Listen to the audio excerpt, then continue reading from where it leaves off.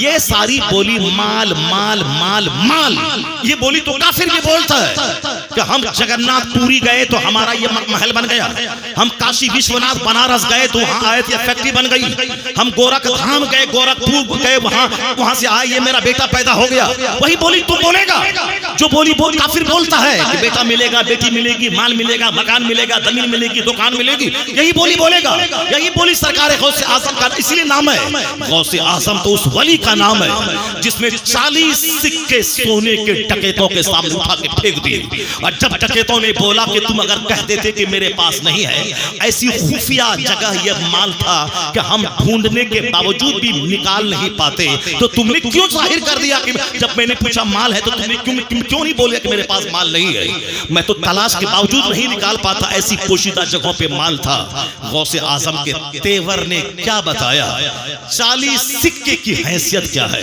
40 पहाड़ भी कोई गोल्ड का मुझको दे और कहे कि अब्दुल कादिर झूठ बोल ये पहाड़ मिल जाएगा। गौसे आजम के तेवर ने समझाया कि मैं उस सोने के पहाड़ पे थूक दूंगा मगर जबान को झूठ से आलूदा नहीं करूंगा।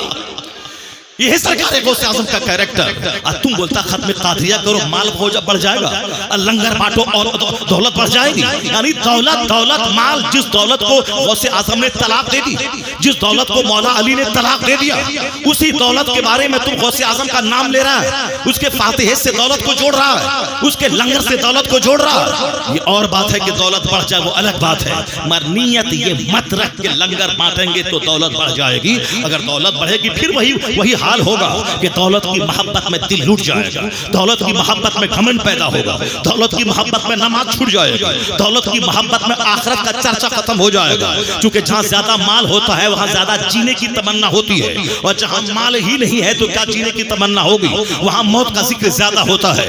इसलिए अल्लाह के वलियों की खानकाहों में मौत का चर्चा होता है।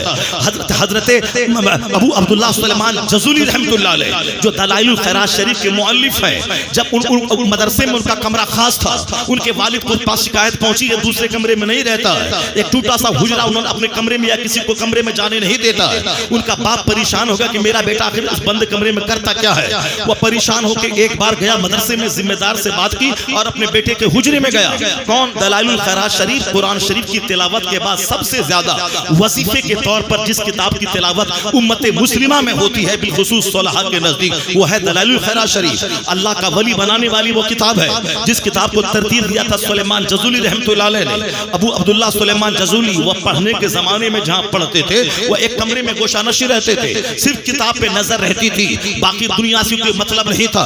जैसे हुजूर ताजुल शरिया गए मिस्र पढ़ने के लिए, 3 साल वहां रहे, कोहे तूर देखने नहीं गया, दरिया नील देखने नहीं गया।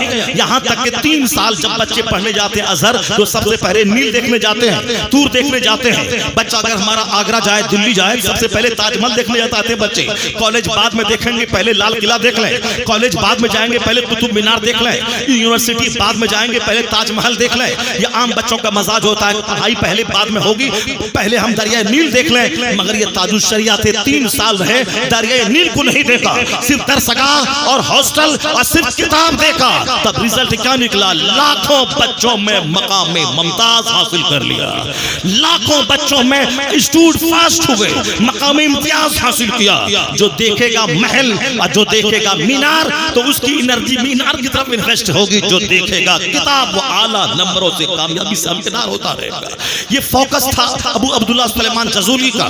वो सिर्फ किताब और हुजरे में इबादत के अलावा कोई दूसरा काम, सिर्फ मुताला करना, इबादत करना और बंद कमरे में रहना। बाप को जब शिकायत मिली तो जब बेटे के कमरे में दाखिल हुआ तो देखा कि उनके कमरे में हर दीवार में सिर्फ ये लिखा हुआ है अलमौत अलमौत अलमौत अलमौत, आगे पीछे दाएं बाएं। जब कमरे से बाहर निकले तो क्या कहा? अल्हम्दुलिल्लाह मेरा बेटा अच्छी हालत में है, इसे दुनिया नहीं जिसे उकबा की नेमत चाहिए। सुभान अल्लाह, सुभान अल्लाह। यह बुजुर्गों का यही हाल होता है, जब बच्चों को दीनदार पाते हैं तो उनका दिल पाक पाक हो जाता है। और हम जैसे दुनियादारों का हाल ये होता है। अगर बच्चा इंजीनियरिंग की तैयारी करने कोटा गया और 5 नमाज पढ़ने मस्जिद जा रहा है तो माँ बोलती है कि नमाजी बनेगा बनेगा कि इंजीनियर बनेगा। अब बाप बोलता है कि नमाजी बनेगा, मौलवी मुल्ला के चक्कर में पड़ के नमाजी बनेगा कि इंजीनियर बनेगा। मौलवी के चक्कर में पढ़ेगा तो पढ़ाई तुम्हारी चौपट हो जाएगी। इंजीनियर बनने गए हो, इंजीनियर बनना, नमाजी बनने नहीं गए हो। अब जो माँ बाप बच्चों को ये कहे उनका बच्चा का जोकर होना तय है। अगर वो इंजीनियर बन भी जाए तो मुमकिन है कि वो माँ बाप की सोहबत की वजह से जो उन्होंने तरबियत की है वो काफिर हो जाए, जिस तरह आमतौर पर हो रहे हैं। इंजीनियर बनने के बाद अमेरिका गए, वही किसी क्रिश्चियन से मोहब्बत की, उसी से शादी रचा के दीन कमा के बैठा, डीएम बन गया और उसकी शादी हुई थी अच्छे घराने में, उसको तलाक दिया और किसी दूसरी चमारिन के साथ वो डीएम भाग गया। ये तो आए दिन देखने को मिल रहा है। इसलिए माँ बाप पे लाजिम है कि मकान बच्चों को देना दे, जमीन देना दे, अच्छी तरबियत करे। आज जब बच्चे दुनिया के बिगड़ने लगे तब कहते हैं दानिश्वर मकान से बेहतर है डिसिप्लिन सिखाना, गाड़ी से बेहतर है डिसिप्लिन देना। जब अमेरिका के बच्चे ड्रग्स के आदी हो गए, अमेरिका के बच्चे नाइट क्लब के आदी हो गए, जब वहां की नस्लें तबाह होने लगी और वहां के स्कूल जिनाकारी के केसेस से भरने लगे, अब वहां के दानिश्वर को फिक्र हुई कि अब व्हाइट हाउस का लीडर कौन बनेगा, इंजीनियर कौन बनेगा, बाद साइंटिस्ट कौन बनेगा। अमेरिका की टेक्नोलॉजी पूरी दुनिया में हावी है तो बहुत बड़ा टेक्नीशियन कौन बनेगा। ये जोकर बन रहा है, ये ड्रग्स का आदी बन रहा है, ड्रग्स खा करके मर रहा है। तो फिर आने वाली नस्लों में कौन एबिलिटी का मालिक रहेगा जो एडमिनिस्ट्रेशन को संभालेगा। अब वहां के लोग कहते हैं कि बच्चों को पैसे की फरावानी मत दीजिए, बच्चों को डिसिप्लिन सिखाइए, सलीके हयात सिखाइए, जीने का ढंग सिखाइए, पैसा कैसे कमाएं, कैसे खर्च करें ये तरीका सिखाइए। सिर्फ बच्चों को पैसा दे के मरने की हवस मत पैदा कीजिए, वरना अगर शराबी बच्चा हो गया तो आप 1 अरब रुपया वो 5 दिन में सबको बेच के शराब पी के खत्म कर देगा। इसलिए अच्छा बाप का गिफ्ट वो है कि जो बच्चों को वे ऑफ लाइफ सिखा दे, जीने की कला सिखा दे, जीने की आर्ट ऑफ लिविंग सिखा दे। तो जब बच्चा तबाह होने लगा तब आर्ट ऑफ लिविंग की फिक्र आई अमेरिका को। जब हिंदुस्तान के बच्चे एटीएम लूटने लगे तब यहाँ के प्रधानमंत्री को खबर आई कि बच्चों को आप सिर्फ बच्चों को पढ़ाने लिखाने के बाद नौकरी के लिए मत पढ़ाइए, बच्चों को बोलिए कि तुम चप्पल जूता सी लेना मगर पढ़ने लिखने के बाद, और तुम चाय की दुकान पे गिलास धोना मगर पढ़ने लिखने के बाद। पहले सिर्फ पढ़ाई पढ़ाई, सिर्फ पढ़ाई पढ़ाई। उसकी उस वक्त पढ़ने के जमाने में कुछ नहीं सोचना है कि नौकरी मिलेगी कि नहीं मिलेगी, सिर्फ पढ़ाई। या फोकस हरिजन के घर में है, एक गांव में 10-10 टीचर है, एक गांव में 10-10 इंजीनियर है। और ये सोच मुस्लिम आबादी में नहीं है जहाँ 10-10 हजार की आबादी है, एक हाई क्लास का इंजीनियर नहीं मिलता जो बिल गेट्स के दफ्तर में अमेरिका में काम करके 15 लाख महीना कमाता हो। 10 हजार की आबादी में कोई हाई क्लास के स्कूल का हेडमास्टर नहीं मिलता, कॉलेज का प्रोफेसर नहीं मिलता, कोई जबरदस्त स्कॉलर इंजीनियर जो बेंगलोर में रह के 10 लाख वहां का आईटी सेक्टर में कमाए, ये नहीं मिलता। जोकर तो मिलते हैं कदम कदम पर, लोफर तो मिलते हैं कदम कदम पर, इश्कबाज तो मिलते हैं कदम कदम पर, दूसरों की बहू बेटी पे बुरी निगाह डालने वाला ये तो मिलता है कदम कदम पर। हम बहन की हिफाजत क्या करेगा, अपनी ही बहन की आबरू लूटने के लिए सज धज कर रोजाना गली में फिरता है, जैसे कुत्ता हर वक्त हड्डी खोजता है। उसी तरह हमारे लुच्चे लफंगे बच्चे हैं जो हर वक्त दूसरों की बहू बेटी का चेहरा ढूंढता है, या भूल जाता है कि मैं दूसरों की बहू बेटी का चेहरा तलाश करने मैं गली में निकला हूँ। कोई मेरी माँ को देख रहा होगा, कोई मेरी बहन को देख रहा होगा, कोई मेरी बेटी को देख रहा होगा। कोई ये ख्याल नहीं करता कि हम दूसरों की बेटी को देखने निकले हैं, कोई दूसरा मेरी बेटी को देख रहा होगा, कोई दूसरा मेरी माँ को देख रहा होगा, कोई दूसरा मेरी बीवी को देख रहा होगा। अगर ये शर्म हया ये दिमाग में पैदा हो जाए तो कभी वो शख्स वो सच समझ कर गली कुचे में नहीं निकलेगा, दूसरों की बहू बेटी को ताक झांक करने वो नहीं निकलेगा। इसलिए आज जरूरत है अपने बाल बच्चों की तरबियत करने की, उसको बताने की। अमेरिका के जब बच्चे तबाह होने लगे तब आया है कि गिफ्ट सबसे बड़ा है उसे उसकी तरबियत करना, हया सिखा देना, शाइनेस सिखाना, मॉडेस्टी सिखाना। गिफ्ट है यही तुम्हारी तरबियत कर देना। ये पैगाम 1400 साल पहले मोहम्मद अरबी का दिया हुआ है। आका फरमाते हैं मा नहाला वालिदुन वलदहु मिन नुहलिन अफज़ला मिन अदबिन हसन। मुस्तफा कहते हैं एक बाप अपनी औलाद को जितना गिफ्ट देता है अच्छा अदब सिखाने से बेहतर कोई गिफ्ट नहीं है। जहां दुनिया की निगाह आज गई वहां मुस्तफा की निगाह 1500 साल पहले गई है। इसलिए कोई थिंकर बड़ा नहीं, कोई स्कॉलर बड़ा नहीं, कोई प्रोफेसर बड़ा नहीं। आला हजरत की जबान में सबसे आला व औला हमारा नबी, सबसे बाला व वाला हमारा नबी, सारे ऊंचों में ऊंचा समझिए जिसे है उस ऊंचे से ऊंचा हमारा नबी। नहीं बोलोगे सुभान अल्लाह? हाथ उठा के बोलो ला इलाहा इल्लल्लाह। जोर से बोलो ला इलाहा इल्लल्लाह। जब दुनिया तबाह होने लगी तब नजर इस पे गई है कि 1 करोड़ के मकान से बेहतर है कि बच्चों को जीने का सलीका सिखा दीजिए, बच्चों को डिसिप्लिन सिखा दीजिए, बच्चों को अदब सिखा दीजिए। जब बच्चे बिगड़ने लगे तब ख्याल आया बच्चों की तरबियत का, और कमाल है कि मुस्तफा जाने रहमत को यह ख्याल 1500 साल पहले आया है। इसलिए सरकार ने वाज़ेह तौर पर कहा कि एक बाप की तरफ से सबसे बड़ा तोहफा औलाद को यह है कि अपने बच्चों को अदब सिखा दे, बच्चों को डिसिप्लिन सिखा दे, बच्चों को बता दे कि माँ को क्या समझना है, बच्चों को बता दे कि बाप को क्या समझना है, बच्चों को बता दे कि पड़ोसी को क्या समझना है, बच्चों को बता दे कि अपने दोस्तों से कैसे सलूक करना है, बच्चों को बता दे कि हमारा मकसद हयात क्या है और मुझे क्या करना है, मुझे कैसे जीना है। इसलिए मजदूर से लेकर बादशाह तक न बादशाह महल पे गुरूर करे और न गरीब एहसास कमतरी का शिकार हो जाए।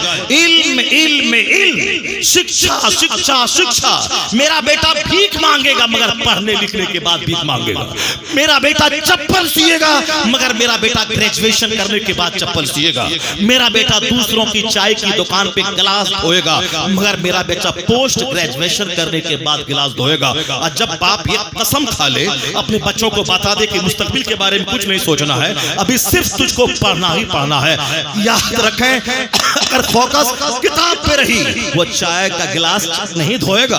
पोस्ट ग्रेजुएशन करने के बाद वो लेक्चरर बनेगा, वो प्रोफेसर बनेगा, वो साइंटिस्ट बनेगा, वो अदीब बनेगा, वो हक और नाहक को समझेगा, वो राइट और रॉन्ग को समझने वाला समाज का एक अच्छा शहरी बन जाएगा। इसलिए पढ़ने के जमाने में सिर्फ समाज का नाम ऊंचा करना, खानदान का नाम ऊंचा करना, अपनी जिंदगी को दूसरों के लिए मीनारे नूर बना देना। मुसलमान बच्चों को दूसरों के मुकाबले में ज्यादा इल्म पे फोकस इसलिए देना चाहिए कि चूंकि दूसरे लोगों की नजर दुनिया पे है, मेरी नजर जन्नत पे है और हमको इसीलिए पैदा किया गया है। कुरान में आया है, कुंतुम खैर उम्मतिन उखरिजत लिन्नास तामुरून बिल मारूफ व तनहौना अनिल मुनकर, यानी तुम बेहतरीन करो हो जो लोगों की तरफ भेजे गए हो ताकि नेकी का हुक्म दो और बुराई से रोको। खुद नेक बनो और दूसरों को नेक बनाओ, खुद बुराई से बचो और दूसरों को बुराई से बचाओ। यही मेरा मकसद हयात है। इसीलिए हम दुनिया में पैदा हुए हैं। मैं नेक बनूं, दूसरों को नेक बनाओ, मैं बुराई से बचूं और दूसरों को बुराई से बचाओ। और हुजूर ने कहा, ताइस अब्दुल दिनार, अब्दुल खमीसा, अब्दुल दिरहम, अब्दुल दिनार। मुस्तफा कहते हैं कपड़े का गुलाम तबाह हो बर्बाद हो जाए, खाने का गुलाम तबाह हो बर्बाद हो जाए, दिरहम दिनार का गुलाम तबाह हो बर्बाद हो जाए। जो सिर्फ खाने का मुकाबला करना चाहता है, सिर्फ कपड़े का मुकाबला करना चाहता है, जो सिर्फ मकान का मुकाबला करना चाहता है, जो सिर्फ पैसे का मुकाबला करना चाहता है, हुजूर कहते हैं ताइस अब्दुल दिनार, पैसे का गुलाम तबाह हो बर्बाद हो जाए, कपड़े का गुलाम तबाह हो बर्बाद हो जाए, खाने का गुलाम तबाह हो बर्बाद हो जाए। ये कीमती जिंदगी इसलिए नहीं है कि मैं सिर्फ खाने का मुकाबला करो, सिर्फ कपड़े का मुकाबला करो। हिंदुस्तान में 2 आदमी हैं जो खुद कपड़े का मुकाबला करता है। एक हमारे प्रधानमंत्री जी हैं जिनके पास सदरी इतनी है कि हम गिन नहीं पाए, और जिनके पास वो कुर्ता पायजामा इतना है कि गिन नहीं पाए। सुबह कोई सदरी है और शाम में कोई सदरी है और दोपहर में किसी दूसरे कलर की सदरी है। ये भारत का राजा है। यहाँ गरीबों को दाना नहीं मिल रहा है, यहाँ बीमारों को दवाई नहीं मिल रही है, यहाँ परेशान हाल परेशान है और हमारा राजा लिबास बदलने में लगा हुआ है। और एक दूसरा हमारा मौलवी साहब है जो पगड़ी अलग कलर की है, जूता अलग कलर का है, साहब घड़ी का बेल्ट अलग कलर का है, जैसा जूता वैसी पगड़ी वैसा घड़ी। आज सिर्फ कपड़े का मुकाबला है, कपड़े का मुकाबला, जूते का मुकाबला, पगड़ी का मुकाबला। सुबह अलग कलर, शाम अलग कलर, दोपहर में अलग कलर। हुजूर कहते हैं कपड़े का गुलाम तबाह हो बर्बाद हो जाए, खाने का गुलाम तबाह हो बर्बाद हो जाए। खाना इसीलिए है ताकि जिंदा रहो और जिंदा इसलिए रहो ताकि अल्लाह की इबादत कर सको। ये है खाने का मकसद। मकान इसलिए है ताकि सर्दी गर्मी से बच सकूं और सर्दी गर्मी से बच के जिंदा रहो इसलिए ताकि अल्लाह की इबादत कर सको। कपड़ा इसीलिए पहनना है ताकि सत्र छुप सके और सत्र इसलिए छुपे ताकि मैं अल्लाह की इबादत करो। मकान बनाना, कपड़ा पहनना, खाना खाना, ये सारी चीजें इसलिए है ताकि मैं जिंदा रहूं और जिंदा इसलिए रहूं ताकि मैं अल्लाह की इबादत करूं। अल्लाह की इबादत जिंदगी का मकसद है और ये सारी चीजें वह जिंदगी में मुमीद व मुआविन मददगार साबित होने वाली है। जिंदा रहने के लिए जरूरी है और जिंदा रहना जरूरी इसलिए है ताकि मैं अल्लाह की इबादत करूं। ये मकसद हयात बच्चों को बता दें, ये मकसद हयात खुद अपनी जिंदगी में इसको रट की गिरह बांध के रख लें। अगर ऐसा हुआ तो कोई खाने को मजहब नहीं बनाएगा, कपड़े को मजहब नहीं बनाएगा, मकान की तामीर को जिंदगी का सबसे बड़ा मकसद नहीं बनाएगा। अगर आखिरत की बात हुई तो जीना आसान हो जाएगा। गरीब रहे तो मुस्कुराता रहेगा, मालदार रहे तो भी मुस्कुराता रहेगा। इसलिए कुरान शरीफ में सबसे ज्यादा चर्चा आखिरत का और हदीस में भी सबसे ज्यादा चर्चा आखिरत का।